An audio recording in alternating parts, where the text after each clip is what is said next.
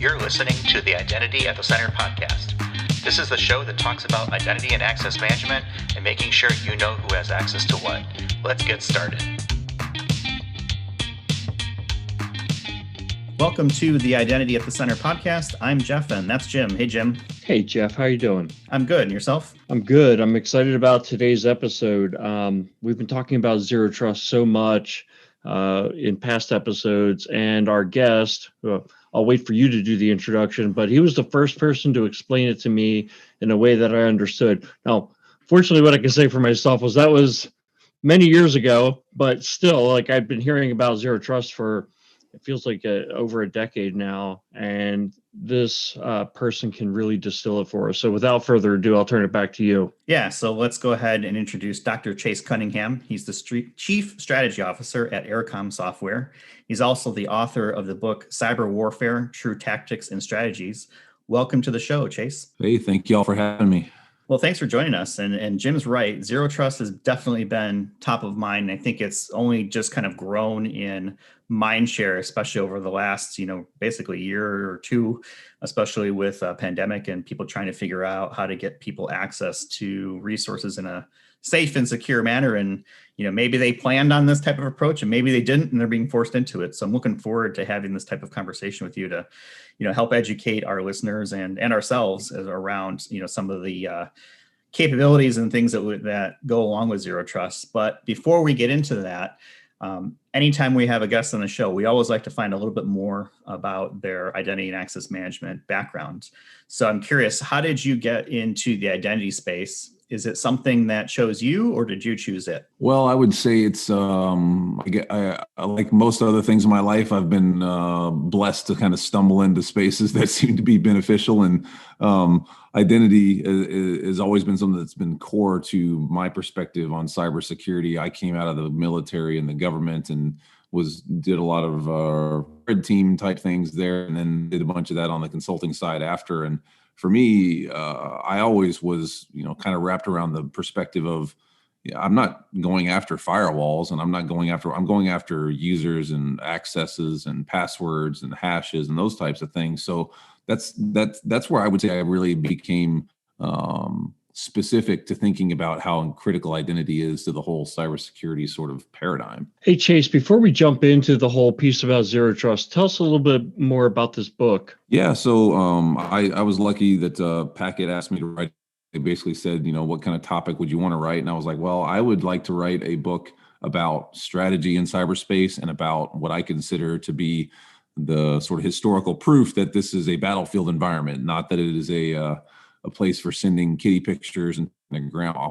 I mean, obviously it happens and is necessary, but it's really a combat field, and the only way you survive combat is to have a strategy where you outlast the adversary. And that was what I took the approach in the book of. I think all the feedback I've gotten has been very positive. It's been nominated for the Cybersecurity Canon Hall of Fame, and it's the focus of it was really about, if you do these things, this is what you should expect, and this is the reality of the space in which you operate. So how do you get started writing a book? Because I think this is something that's always interested me, is what is how do you sit down and buckle down and put, pen to paper or finger to keyboard to get something started?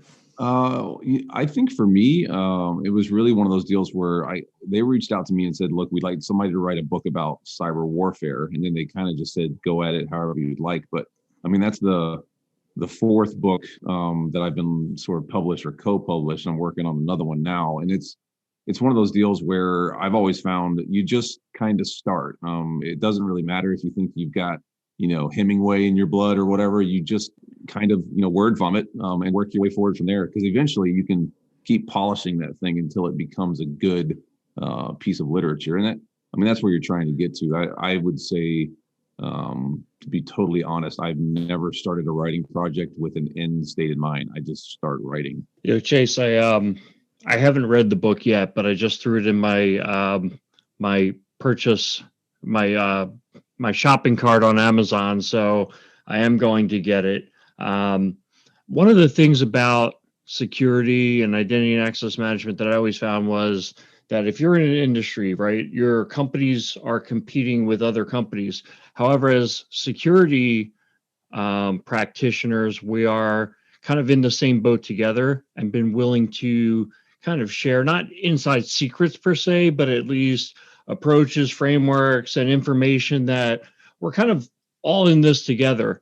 So I'm wondering, how does that strike you, that statement that I just made there? But then also, were you interacting a lot with other folks in the industry to get information to kind of cite them as you're going, or was this really you sitting down and just going from your brain? No, I reached out to a whole lot of different folks. I actually was very fortunate that I had the first CIO for the federal government, retired General Gregory Toohill, wrote my forward, and he gave me some insight too. I talked with a whole bunch of other folks, including the founding father of ZT, John Kindervag, and others, as far as getting that in. And I always want to make sure that I'm working on something. I never do it in a vacuum. There's a billion people way smarter than me, so I love to pick other folks' brains, and that was kind of where you can start seeing trends. And it's interesting to me when you say that we're all connected and everything else, because we are. We're even more connected nowadays. But when you get into looking at the trends and data and kind of the indications of where this space gravitates, you honestly have to try and ignore how vital identity is to this whole thing. I mean, it is key and core to the entirety of cybersecurity. Hey, let's shift a little bit towards zero trust, because as I mentioned before, you were the first person to explain it to me in a way that I really started to get it and understand. Now, at the time, you were with Forrester, right? And you kind of, one of the things you did was you gave a little bit of a historical background of zero trust. So maybe we start there. Kind of what is the historical background? Who's the brainchild of it? And then how did it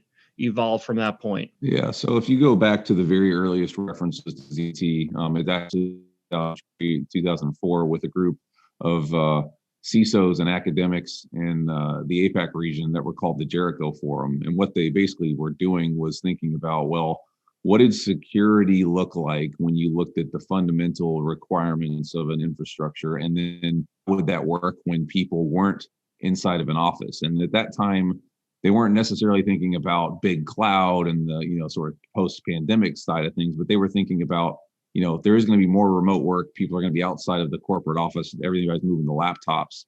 And that was kind of where it began. And then if you go forward from that a little bit more, John Kindervag, who was an analyst at Forrester prior to me being there, he saw what they were talking about. He thought it made a lot of sense. He could see the trends going into space. And he basically said, well, what are the fundamental things we're dealing with at large within infrastructure? And it's trust relationships. And in order to be more secure, we should strive to get towards zero of established trust relationships. Therefore, let's call it zero trust. Earlier on, it was called deperimeterized security, and that's just not good marketing, to be perfectly frank. Zero trust is much more succinct. And then from there, it kind of was like firewall, NAC, data identification, et cetera. And as we've evolved over time, now it has become an all-encompassing strategy that is gravitates around what users do, how they access things, excessive privileges, all those other sides of it. Well, you are on the Identity at the Center podcast, and I kind of feel like identity really is at the core of a good zero trust approach. And wondering if you agree with that, and kind of how do you see identity fitting into taking that zero trust approach? Yeah, I mean, I think identity is I think I published this a while ago, like identity is the mechanism around which the gears of zero trust revolve. And Sean Ryan and I and other analysts at Forrester published a paper on identities beyond human, which is also interesting because if you think about it, machines have identities now, robots have identities, cars have identities. I mean, if it has a unique identifier and it does something digitally, it has an identity, and all of those things are potential avenues of compromise. It's not necessarily the human issue, but it is an identity. And you hear people say all the time too, like, well, the most secure system in the world is the one no person's ever touched. Correct.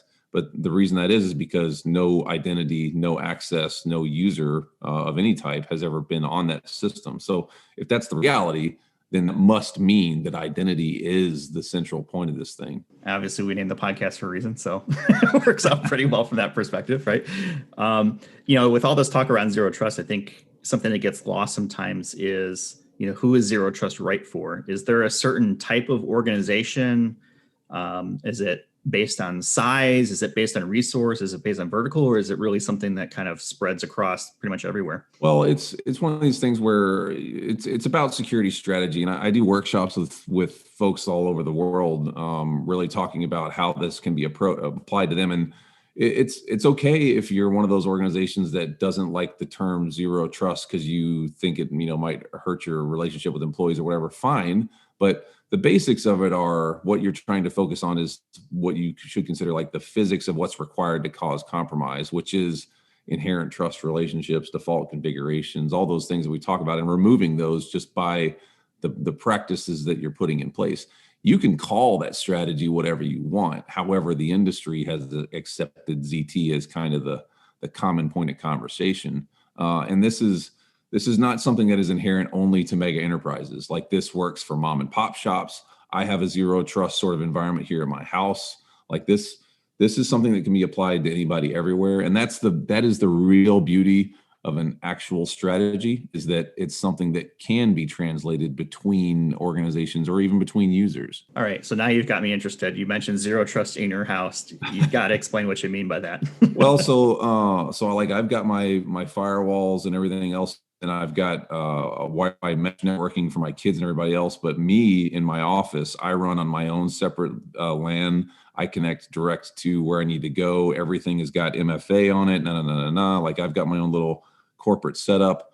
For my kids, they're all running on Chromebooks. They all run through their own segment of the network. They can only go out to where they need to go, and they have MFA applied to everything they need. And it is where I am in control of the router, firewall, switching infrastructure. So when I see stuff, and I get a report every day on everything going on in my network, if there's an anomaly, I'm investigating it. And it's one of these deals where, like, it took me maybe 2 days to get it configured the way I wanted, but it's up and running, and I can look, like, literally right now and see that one of my kids upstairs has got too many scans running on their machine. So later on today, I'm going to have to figure out what's going on with that thing. I kind of I think about when I got into IT many moons ago, and kind of the approach of the corporate network was, there's a firewall. Outside of the firewall are outsiders. Inside the firewall are the insiders, or AKA the people we trust. And I think what zero trust is about is that just because you're inside the firewall doesn't mean that you can be trusted. Not that you're not a trustworthy person, right? But just that, number one, people can get past firewalls, right? There are many entry points into a network. And number two, I mean, when you look at data breaches that are occurring, it's something like a third of them are insiders that are performing data breaches. So the firewall, here's another point that I want to make, is that I don't think that the firewall is not something useful. I mean, heck, you just gave the breakdown of your. But you got to have firewalls, yeah. Yeah. The firewall's not going away. It's just that just because somebody's inside of the firewall, or just because an identity is inside the firewall, doesn't mean that its activities can be trusted. So that's kind of the way I've been thinking about it. Yeah, and it's also, I like to think about it too, as far as if you think about zero trust at the broad strategic level, right? It's kind of like if I think about what goes on with driving my vehicle somewhere, and this is a little bit crazy for people to think about, but when I get in my car, I don't have to do things to make myself safer. It's about as safe as it's going to get, because I have airbags that are automatic. I have a GPS, which is built into the system. I know where I'm going. I've got a seatbelt. The engine has got governors on it that will only allow me to go so fast. And then when I get on my network, quote, the street, that is owned by the state. And the state and the federal government kind of have made it where I can get where I'm going and pipe me directly to what I need to do. And then I do what I got to do when I come home.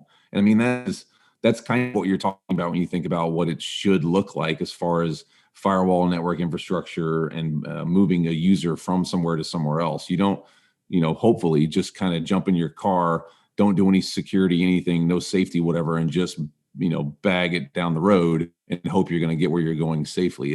It's really about leveraging the resources that are in front of you and having security and safety built into the apparatus that you're using. About a year and a half or 2 years ago, I started seeing a lot of IAM and security products saying, in other words, we're zero trust certified. Not really, but Yeah, because there's no certification yet. Yeah. yeah, they're packaging their marketing around zero trust, which is cool because it started to create that kind of mind share where a lot of the clients that Jeff and I work with are saying, our target is zero trust. We're working towards a zero trust framework. And you mentioned you're consulting with organizations and telling them how to get towards zero trust. And I know you've got to run into clients at all ends of the spectrum in terms of how mature they are, how ready they are. But kind of talk to us a little bit about how you approach that and how an organization might get started down the zero trust route. Well, it really boils down to there is a maturity curve here, and the maturity curve is kind of based off of where you space around compliance. And while I'm not necessarily a fan of compliance being your end state, it is a good line in the sand for kind of where you are. So if you're an organization that's been heavily compliant, healthcare, banking, whatever, you probably have solved a lot of some of the more intricate problems in cyber, at least hopefully you have. So you're probably further along the road towards a more zero trustee type infrastructure. Whereas if you're new to cyber, you're a small business, you're outside of those heavily compliant sort of frameworks, you're probably solving for what you would consider to be the earlier problems in ZT, and that's okay. The thing about this is solve for what you need to solve for. It's not everything all the time, and continue to invest in the things that solve those problems strategically as you progress going forward. So it's really kind of an order of operations then to getting zero trust in place. You kind of have to have the basic blocking and tackling in place to be able to get to zero trust, or do you see it as being able to kind of start at either spectrum, whether they're immature or not? I mean, I think really, if you look at where the market has been trending, the smart play is to try and move more to the cloud faster, because that is your greenfield environment, and you can do so much more. Like Google just published their Beyond Corp stuff, which you could build a zero trust infrastructure in Google, be good to go. Microsoft has got their zero trust thing for Azure. It's starting to show up in more places. So I think in reality, the better place to be, if you do it correctly, let me make sure I caveat that, is the cloud. However, you can still enable ZT in legacy infrastructure, but it's probably a bit of a heavier lift. Yeah, there's probably more legacy decisions that we made that kind of need to be unwound and unspun right within an organization. Is there a particular type of organization or company that you see has been doing zero trusts, pretty well? And I'm not talking about things like Google and Microsoft, where they obviously have, their own type of implementation kind of approaches to that we can talk about in a minute. But I'm just curious from like a real world example, do you have any that you can talk about? Well, I mean, I think a really great example as far as the long focus on this is we've been doing a bunch of work with the federal government, specifically U.S. Navy and U.S. Air Force, on their migration to ZT. And for them, I mean, this is a giant infrastructure, right? 400,000 node network. They say, look, our plan is to be a manageable zero trust infrastructure by 2030. So, I mean, they're talking 9 years of evolution, and they're very, very pragmatic about it. They know that they're, and the leadership there has basically said, we're going to start from scratch as we move into this gov cloud infrastructure, which is super. And then there's been some banks that I've worked with that have said, interesting point for them was they're like, look, we want to move to ZT. And they said, well, we're going to start with like 5,000, users. And my response to them during those workshops was, let's start with 50, right? 5,000 is huge. That's boiling the ocean. Like, let's make sure we have everything right: entitlements, accesses, privileges, logins, MFA, for 50 users. And when we have that, then we can do 100. And then we'll just continue to replicate that going forward. And for them, to their credit, they said, look, this is going to take us, I think a double what they had estimated in time, but they've been getting it right. Yeah, I would imagine that, it's a lot of it is predicated on the concept of, roles which are applied to the rules within the zero trust framework. So role-based access. Yeah, if you've got a 400,000 node network in the case of the government, that's going to take some time, right? To slot people into the right roles. Networks were built in the 60s, so. Yeah, there's probably like, is there a zero trust for punch cards? That It's might be funny you mentioned that because I did do a workshop with a government organization that still has punch cards, and for that it was like, I think you just segment that off. So let's talk a little bit more detail around Beyond Corp, which is Google's version of Zero Trust. They recently, I want to say it was just a couple days ago, and we're recording this on January 28th for those who are interested in the fourth wall, is that has now become generally available. Mhm. And I think that's a good starting step for folks, at least who are on the Google Cloud platform. But I believe it still works across other clouds and maybe even on-premise applications as well.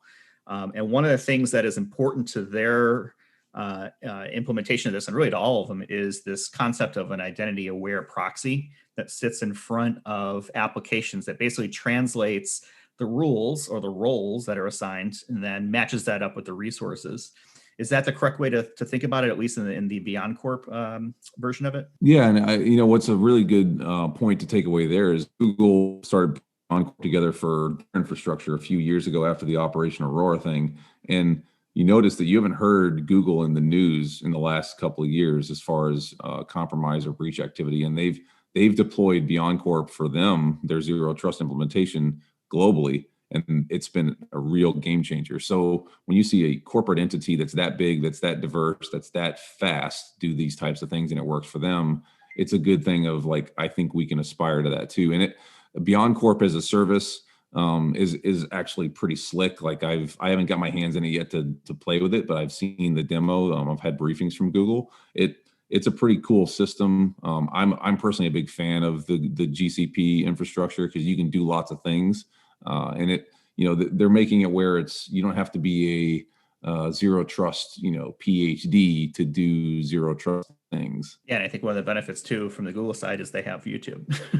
So they have, scale, and they have, the latency issues kind of figured out because they're running it internal, at least for their Gmail and their YouTube infrastructure. And, I will include a video that I found that kind of explains how you get started with Beyond Corp and kind of what are the different components around it. So that hopefully, that'll help people as well.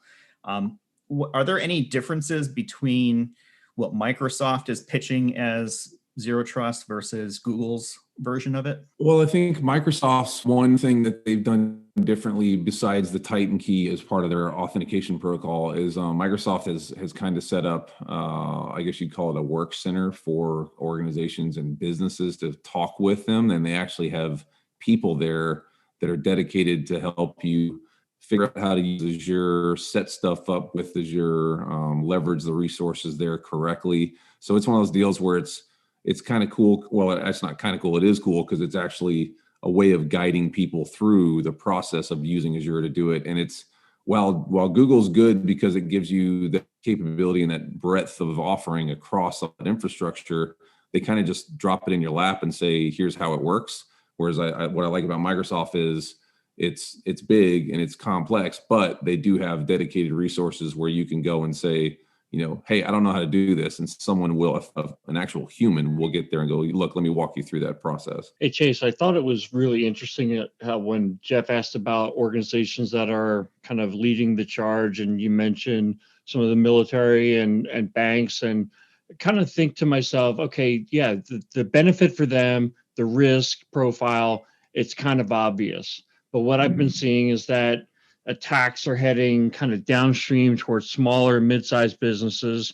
And, I think for those organizations, a lot of times the security and identity practitioners are kind of having to convince their upper management that, hey, we need to be secure. Maybe not as secure as a bank, but we're at risk as well. So maybe you could talk a little bit about that and kind of changing mindsets and what you're seeing in terms of small and mid-sized businesses, needing an approach like zero trust. Yeah, and that's so funny thing you would say that because chapter 3, page 55 of my book, literally the title of that is attacks move downstream. And I think what we're seeing is that the adversaries have kind of realized that, look, the government, big banks, big healthcare, they kind of have figured out the way to make themselves a harder target. And obviously they can still be got because anybody can, but they're at least typically a more difficult target. So what does that mean for the adversaries, especially the adversaries that are not government-related hardcore AT, persistent threat type operators?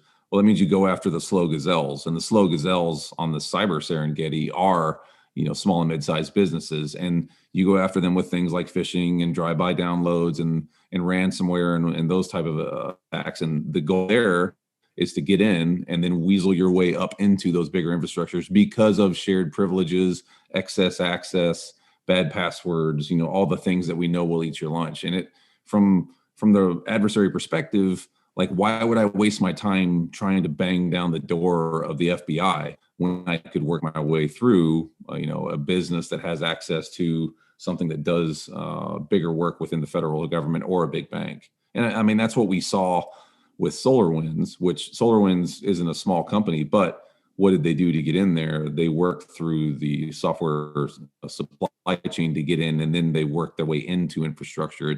It's a great example of moving downstream to go upstream. So for our Talladega Nights fans, the whole saying, if you're not first, you're last. In this case, if you're not last, you're first, right? It's about not being, the lowest hanging fruit and the easiest target for people. As long as you're faster than, the other person that the bear is chasing after, you've got a pretty good shot of getting away. Is that accurate? Yeah, and it's also one of those things where people need to remember, like I said, that this is a warfare environment, and there are no allies. There is no Geneva Convention in cyber. Like, there is no rule or law that says that you can't be gotten by somebody. I mean, it is literally whoever isn't the harder target is going to go down sooner or later, and it's not a matter of being afraid. It's just that's the reality of what it is. So you're transiting an environment that is the only place in history where every human, every access, every business, every government is all at play in the world of trying to get one up on each other. And that's where the slow gazelle gets eaten by the faster lion. Yeah, and I guess it's also probably important to note too, right? If someone is specifically targeted, right, then you're gonna get got. I mean, that's it. You're gonna get got. So let's talk a little bit about what Ericom does, because I find it very interesting around the remote browser isolation concept that you've worked into Zero Trust. Can you talk a little bit about it at a high level? What is it and how does that fit into that Zero Trust framework? Sure. So the first piece of that really, and we have a new offering that's going to be launched, I think in March, which is specific to small and mid-sized enterprise. That's all ZT related. But the RBI thing really, and I wrote about this a couple of years ago at Forrester. I was interested in it as far as I thought it made sense in the context of ZT. Is basically, what does everybody use to access the internet? Well, they use a browser. Well, okay, then where would you get compromised most likely? Via the browser. So it does make sense based on the historical context of endpoints not doing well and antivirus kind of failing when adversaries go after you, to try and run protection when the software is actually on your machine. Or can I use the cloud, put an emulator up there, and the user doesn't know that they're actually operating in a cloud-based virtual browser, and then all the bad stuff happens there and I'm removed from it. So it's in the context of ZT, it's one of those deals where I don't trust that my users might not interact with malicious content. So I'm going to push them through remote browsing, and that way I can protect them in that remote instance. And I use our RBI all day, every day. I don't notice weird blippy stuff. The only time that you might see a little bit of a blip is if you're doing like heavy duty gaming through the browser, which most people typically don't do. But regular old stuff, YouTube and everything else, I have never noticed an issue with me being able to access stuff and see it just like it is on the regular old Chrome browser. Yeah, that's very cool because, for those not familiar with the acronym RBI, Remote Browser Isolation, and I'm glad you mentioned the gaming thing because I am a bit of a gamer and I have actually used quite a few of the gaming services, and that's or the cloud gaming service, I should say, things like Google Stadia, Shadow PC, GeForce Now. And that is one of the biggest problems that most people have with that type of concept is you're essentially streaming, all this data and video. Sometimes it's in 1080p HD, and sometimes, you're trying to get it up to 4K. That's a lot of bandwidth. And, you mentioned that you haven't experienced any, major blips in that. I think that is really interesting because that's also one of the things that when I think about from a privilege access management perspective and session recording and monitoring and things like that, where you're setting up these sessions, that's been a historical kind of pain point that administrators face as well. The performance just isn't as good as if it was native, but it Right. sounds like you're able to kind of work around that, and that it works this across browsers too, right? Does this require a certain browser like Chrome or? Nope, you use whatever browser you want. It doesn't matter. It's just it's once it's up and running, it's a proxy configuration. Takes 30 seconds, and then you're done.